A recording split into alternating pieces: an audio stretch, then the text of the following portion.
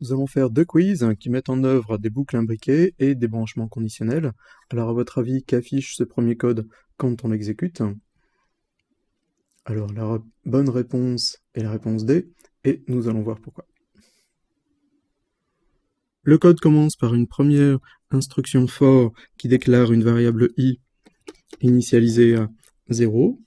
La condition est i strictement inférieur à 3. Et l'instruction d'incrémentation est ++i. I va donc prendre les valeurs 0, 1 et 2. La première fois qu'on rentre dans la boucle, i vaut 0. On passe ensuite à cette deuxième instruction for qui est à l'intérieur de la première boucle, qui déclare une variable j initialisée à 0. La condition est j inférieure strictement à 4, et l'instruction d'incrémentation est ++j. J va donc prendre les valeurs 0, 1, 2 et 3. Et la première fois qu'on rentre dans la boucle for j, c'est-à-dire celle-ci, j vaut 0. Exécuter les instructions qui sont dans cette deuxième boucle for j, ça veut dire commencer par exécuter ce branchement conditionnel et tester la condition i égale j. I vaut 0, j vaut 0 également. Cette condition est donc vraie, et on va exécuter cette instruction-ci, qui affiche une étoile. Alors au passage, pour l'affichage ici, on n'utilise pas un println, mais un print tout court qui ne fait pas de retour à la ligne. On saute la partie else du branchement conditionnel, on arrive à la fin de la boucle for j, et on revient ici.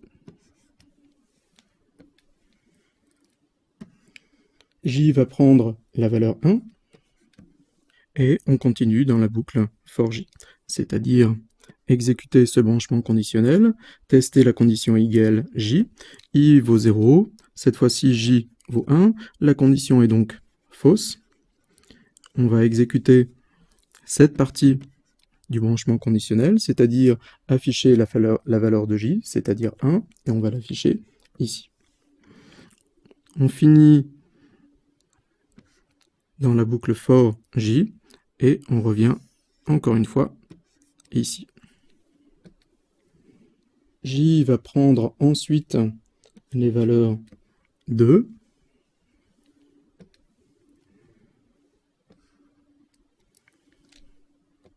et on va afficher 2, ensuite la valeur 3,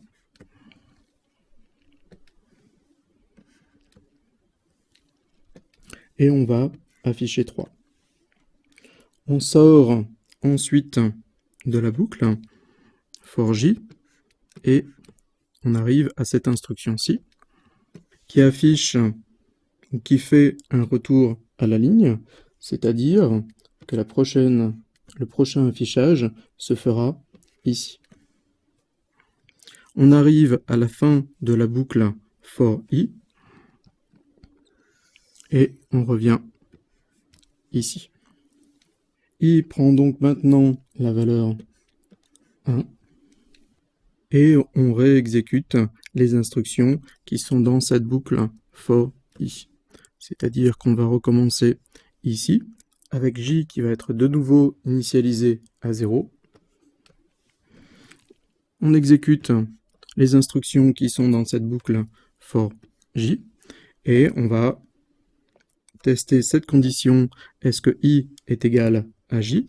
I vaut 1, j vaut 0, la condition est fausse.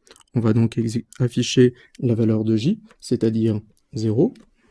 Arriver ici pour revenir là, avec j qui va prendre la valeur 1. On continue dans la boucle for j pour exécuter ce branchement conditionnel et tester la condition i égale j. Cette fois-ci, i vaut 1 et j vaut 1 également, donc la condition est vraie.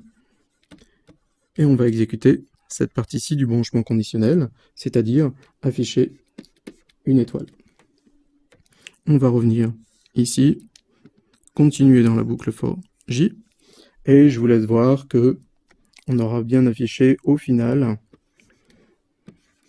cette chose-ci. Ce deuxième quiz est un petit peu plus difficile.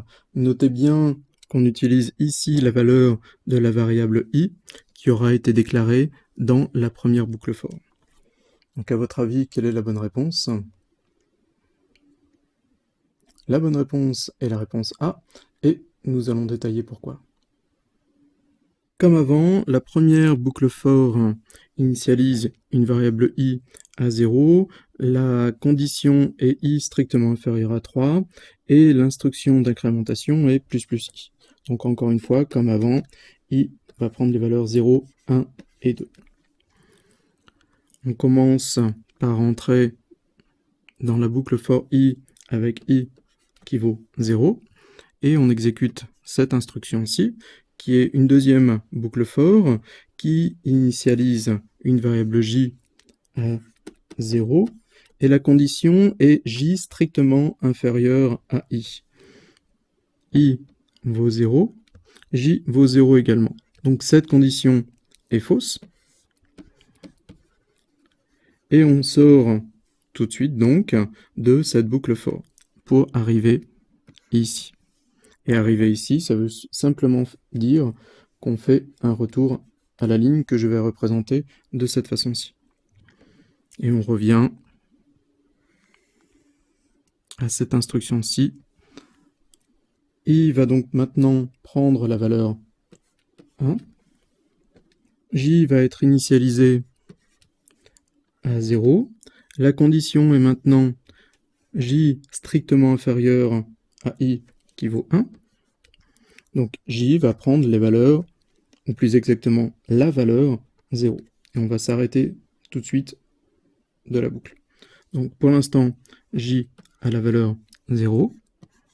On va exécuter cette instruction-ci, c'est-à-dire afficher la valeur de J qui est 0. On sort de la boucle pour arriver à cette instruction-ci, qui fait un retour à la ligne. Et on arrive à la fin de la boucle for i, et on va revenir donc ici. I va donc prendre la valeur 2. On rentre dans cette boucle for i pour exécuter cette instruction for, qui encore une fois initialise j à 0. La condition est maintenant j strictement inférieur à 2. Donc j va prendre les valeurs 0 et 1. On commence avec la valeur 0 dans j, et on exécute cette instruction print, c'est-à-dire qu'on va afficher la valeur de 0, la valeur de j qui est 0. On arrive à la fin de la boucle for j, et on revient ici avec j qui va maintenant valoir 1. On va donc exécuter cette instruction qui affiche la valeur de j, c'est-à-dire 1, et on va sortir de la boucle.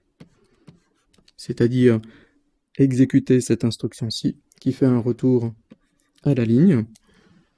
On arrive à la fin de la boucle for i.